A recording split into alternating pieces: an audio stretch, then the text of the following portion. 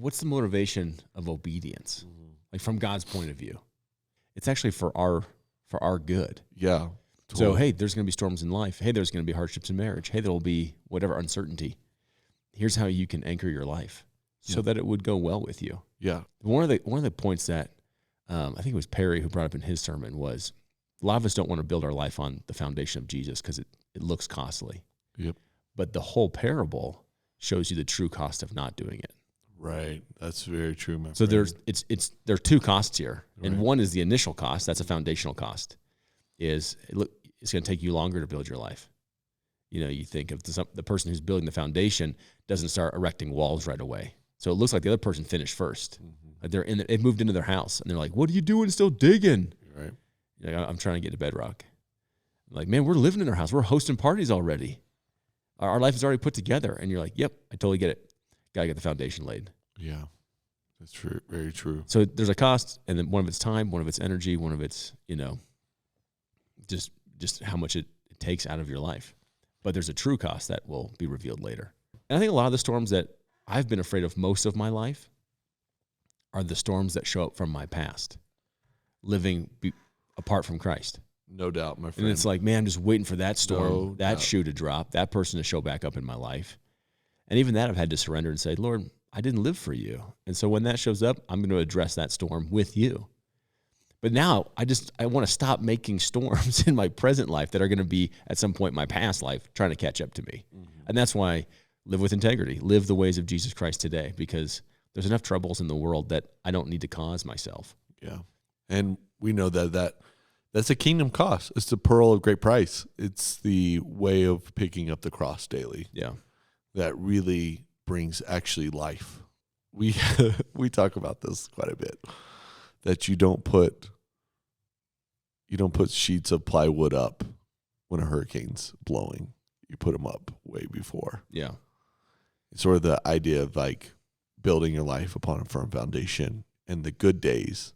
So how does someone put their lives together in the warm summer, nice cool breeze days instead of when the storms of life hit?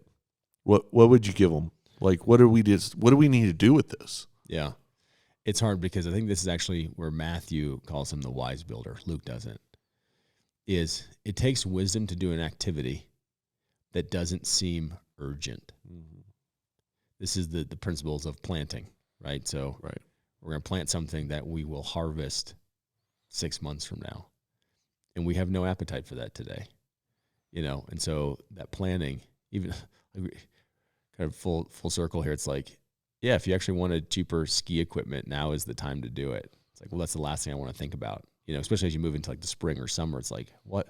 I don't need those things right now. Yeah, full So circle. what are you buying? Well, I'm buying summer stuff. Well, that's going to be at the most expensive part is when people are feeling the heat of summer.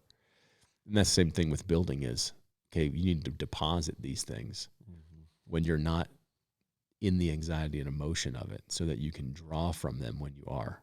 And you do that by what? Bible reading, praying? Oh, man, this summer Journaling. we're hoping to do a whole series on what it looks like to have habits that put God's word into practice. And I think there's just several ways of doing that. Part of it is, we could take, just what we talked about today is, what information have you been around lately? And before you go seek out more information, maybe you should allow it to permeate your life. Like start practicing some of those things. And when you feel like you have some competencies around it, some experiences around it, then go look for more information on it. So I think going to this text, it says he dug deep. And I think I don't know who writes the book Deep Work. Oh, yeah, Cal. Who is that? Yeah, what's his name? Cal something. Probably Google it. There's a person that writes a book called Deep Work. Right. And essentially, like, most people don't want to do deep Cal work. Jenkins, I think. Is that what it is? I don't know. And this is deep work. This is not, oh man, I want to be the master of 1,000 trades. It's like, no, I'm digging here in one location on Christ. There's a depth to it. So he dug deep and laid a foundation on the rock, meaning like he connected his life to something outside of himself. That's the Heidelberg Catechism, right? Is my only hope is being connected to something that's not me, Jesus Christ. And then He laid the foundation, and when the flood arose, the stream broke against the house, and it could not shake it because it had been well built. So there's the deep work.